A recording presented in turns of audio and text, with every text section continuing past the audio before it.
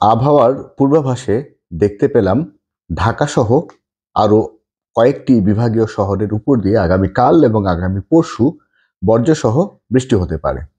এই বৃষ্টিটা এমন সময় হবার খবর পেলাম যখন সারা দেশের বিভিন্ন জায়গায় তাপমাত্রা কমতে শুরু করেছে। এখন যদি বৃষ্টিটি হয় কি হবে? টেম্পারেচার আরও কমতে থাকবে। আর প্রত্যেক বছর যখন টেম্পারেচার কমতে থাকে তখন আমরা কি দেখতে পাই? মানুষের কষ্ট দেখতে পাই। বিশেষ করে সর্বোত্তরের বিভাগ রংপুরের যে ৮টি জেলা আছে, এই ৮টি জেলার সাধারণ খেটে খাওয়া মানুষ শীতে যখন কষ্ট পায় তখন একটু আরামের খোঁজে তারা আগুন পোহাতে যান। এই আগুন পোহাতে গিয়েই বাধে সবথেকে বড় বিপত্তি। আগুন পোহাতে গিয়ে রংপুর বিভাগের যে ৮টি জেলা আছে, এই ৮টি জেলার প্রত্যেক বছর প্রচুর পরিমাণে মানুষ অগ্নিদগ্ধ হয়ে আহত হন, নিহত হন। এই সংখ্যাটাও কিন্তু নেহায়েত একেবারে কম না। গত ৩-৪ বছরের সংখ্যা যদি আমরা দেখি সেই সংখ্যাটা ২০-২৫ জনের বেশি হবে, বই কম হবে না।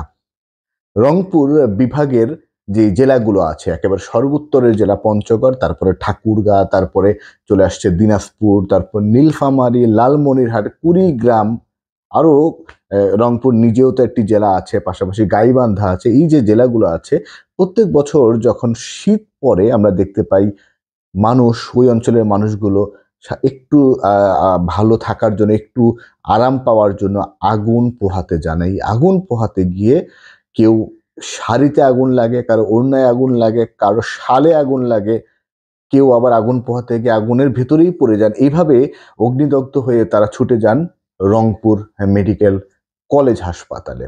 কিন্তু এই রংপুর মেডিকেল কলেজটি, যেটাকে বলা হয় পুরো রংপুর বিভাগের মানুষের জন্য সবথেকে বড় আশীর্বাদ, এই রংপুর মেডিকেল কলেজে কতগুলো শয্যা আছে আগুনে পোড়া রোগীদের চিকিৎসা দেওয়ার জন্য। সংখ্যাটা খুব বেশি হবার কথা না, যতটুকু আমি জানতে পেরেছি ২০-২৫-এর আশেপাশে থাকার কথা, যদি আমার ভুল না হয়। কারণ এই এই যারা যায় অগ্নিদগ্ধ হয়ে সেখানে ঠিকভাবে চিকিৎসা পাওয়া কি তাদের আদৌ সম্ভব? এমনকি এই যে বার্ন ইউনিটটি আছে সেখানে ডেডিকেটেড যেই চিকিৎসা দেওয়া হয় সেখানে কি ডেডিকেটেড চিকিৎসকদেরকে পদায়ন করা হয়? মনে হয় না। কারণ আমি খোঁজ নিয়েছিলাম সম্প্রতি, আমি জানতে পেরেছি সেখানে ডেডিকেটেড কোনো চিকিৎসক কিন্তু ওখানে নেই। যেটা হয় আগুনে পুড়ে হাসপাতালে আসে, এসে চিকিৎসা পায় না। যেটুকু পায়, চিকিৎসা পায় না বলতে চিকিৎসা পায়, যেটুকু পায় সেটার থেকে আরো ভালো পাওয়া উচিত ছিল। কিন্তু আমাদেরকে এখন জানা দরকার কেন মানুষ এত বেশি ওই বিভাগে অগ্নিদগ্ধ হয়। বাংলাদেশে আমরা মনে করি যে শীত আসা মানেই পঞ্চগড়, ঠাকুরগাঁ, রংপুর, কুড়িগ্রাম, নীলফামারী, লালমনিরহাট, গাইবান্ধা এই সমস্ত জেলাতে শীত পড়বে সব থেকে বেশি। আসলে কিন্তু সব সময় তা হয় না। ওখানে শীত পড়ে, কিন্তু দেখা যাচ্ছে যশোরের টেম্পারেচার কিন্তু নেমে আসে অনেক নিচে, চুয়াডাঙ্গার টেম্পারেচার নেমে আসে অনেক নিচে, মৌলভীবাজারের শ্রীমঙ্গলের টেম্পারেচারে কিন্তু অনেক নিচে নেমে চলে আসে। এই প্রত্যেকটি জেলার মানুষ কিন্তু আগুনে পোহায় সামান্য একটি আরাম পাওয়ার জন্য। আগুন কিন্তু তারাও পোহান, কিন্তু সেই জেলাগুলোতে মানুষ কিন্তু এত অগ্নিদগ্ধ হয় না। কিন্তু রংপুর বিভাগের ওই ৮ জেলার মানুষ এত বেশি কেন অগ্নিদগ্ধ হয়? কারণ সচেতনতার অভাব। বাংলাদেশের এই উত্তরবঙ্গের এই ৮টি জেলা বা রাজশাহী বিভাগের যে আরো ৮টি জেলা, টোটাল রাজশাহী, রংপুর বিভাগের ১৬টি জেলাতে আমরা দেখতে পাই প্রচুর মানুষ অগ্নিদগ্ধ হন শুধুমাত্র আগুন পোহাতে গিয়ে। আর এই আগুন পোহাতে গিয়ে প্রত্যেক বছর যেহেতু ওখানকার মানুষ অগ্নিদগ্ধ হন, তাদেরকে কিভাবে এই আগুন থেকে রক্ষা করা যায় এই বিষয়টি নিয়ে কি আমরা দেখেছি সরকারের পক্ষ থেকে বৃহৎ পরিসরে কোনো উদ্যোগ নিতে? আমি অন্তত দেখিনি। যদি এরকম কোনো ঘটনা ঘটতো আমি অন্তত জানতে পারতাম, কারণ গত ৪-৫ বছর ধরে এই বিষয়টি আমি নজরে রাখছি। যেটুকু জানতে পেরেছি ফায়ার সার্ভিসের পক্ষ থেকে সচেতনতামূলক কিছু প্রোগ্রাম নেওয়া হয়, কিন্তু ফায়ার সার্ভিসের জনবলই বা কতটুকু এই পুরো বিভাগের মানুষের সবার ভেতরে এই আগুন নিয়ে অ্যাওয়ারনেস সৃষ্টি করার শতভাগ দায়িত্ব তো একটি বিভাগের পক্ষ থেকে নেওয়া সম্ভব না।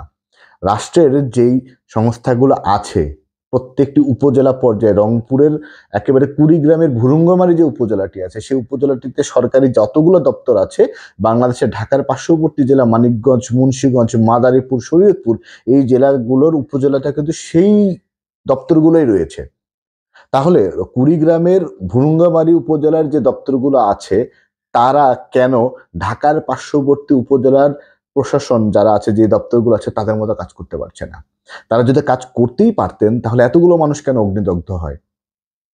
প্রত্যেক বছর শীত আসবে, মানুষ আগুনে পুড়বে, মানুষ আগুনে মরবে, এটাই কি এখন বাস্তবতা?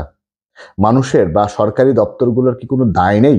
যদি কোনো সরকারি দপ্তরে গিয়ে আমরা কথা বলতে যাই, তারা যদি বলে যে না, আমাদের তো সরকারের পক্ষ থেকে এরকম কোনো কাজ দেয়নি, বলেই খালাস, কোনো মানে সবকিছু শেষ, রংপুরে মানুষ আগুনে পুড়ে মরবে, সরকারি দপ্তরে কর্মকর্তা কর্মচারীরা আছে তারা বসে থাকবেন, তারা শুধু তাদের রুটিন ওয়ার্কগুলো করে চলে যাবেন, এটাই কি হয়? তাদের কি কোনো দায় ছিল না? প্রত্যেকটি দফতর, সরকারি যে প্রত্যেকটি দপ্তর, সবগুলো দপ্তর থেকে যদি সাধারণ মানুষকে বোঝানোর চেষ্টা করা হতো যে আপনি যদি শীতকালে এইভাবে আগুন পোহাতে যান তাহলে আপনার জন্য কি কি বিপদ অপেক্ষা করছে। কারণ প্রত্যেকটি সরকারি দপ্তরের ইউনিয়ন, অনেক সরকারি দপ্তরের ইউনিয়ন পর্যায় পর্যন্ত কিন্তু জনবল কাঠামো রয়েছে। বেশিরভাগগুলো উপজেলা পর্যন্ত রয়েছে, ইউনিয়ন পর্যায়ে পর্যন্ত কিন্তু অনেকগুলো দপ্তরের জনবল কাঠামো থাকে। তারা কিন্তু চাইলেই অ্যাওয়ারনেসের কাজগুলো করতে পারেন। আমরা দেখেছি পরিবার পরিকল্পনার অনেক ডিভিশন আছে যারা ইউনিয়ন পর্যায়ে গিয়েও কিন্তু কাজ করে। তারা যদি জন্ম নিয়ন্ত্রণ পদ্ধতি নিয়ে যারা কাজ করতে যায়, তারা যদি এই কাজটার ফাঁকে ফাঁকে আগুন পোহাতে গেলে কি ধরনের সমস্যা হতে পারে এই বিষয়টি নিয়ে একটু কথা বলে, বা গভর্নমেন্টের পক্ষ থেকে যদি তাদেরকেও একটু ট্রেনিং এর ব্যবস্থা করা হয়, তারা যদি সেই কথাটি একদম রুট লেভেলে মানুষদেরকে বোঝায়, তাহলে কি খুব বেশি ক্ষতি হয়ে যায়? অনেকগুলো এনজিও কিন্তু নর্থ বেঙ্গলের বিভিন্ন জেলাগুলোতে কাজ করে, চরাঞ্চলের প্রত্যন্ত চরাঞ্চলেও কিন্তু অনেকগুলো এনজিও কাজ করে, এইডস নিয়ে কাজ করে, জন্ম নিয়ন্ত্রণ নিয়ে কাজ করে, সামাজিক উন্নয়ন নিয়ে কাজ করে, ক্ষুদ্র ঋণ নিয়ে কাজ করে। তাহলে এই যে ক্ষুদ্র ঋণ নিয়ে যারা কাজ করছে তাদের মাধ্যমে কি অ্যাওয়ারনেসের এই বিষয়গুলো ছড়িয়ে দেওয়া সম্ভব না? প্রত্যেক বছর শীত আসবে, মানুষ মরবে, কারো কোনো মাথা ব্যথাই নেই। আমার সংশ্লিষ্টদের প্রতি অনুরোধ থাকবে, বিশেষ করে রাজশাহী রংপুর বিভাগের কোনো সরকারি পদস্থ কর্মকর্তা বা কোনো বেসরকারি প্রতিষ্ঠান, বগুড়াতে টিএমএসএস এর মতো কত বড় প্রতিষ্ঠান আছে, ঠাকুরগাঁ পঞ্চগড়ে কতগুলো প্রতিষ্ঠান আছে, অনেক এনজিও ওখানে কাজ করে, সবারই চিন্তা খালি ক্ষুদ্র ঋণ নিয়ে কাজ করার। সামাজিক সচেতনতা তৈরি করার দায়টা কেউ কেন জানি নিতে চায় না।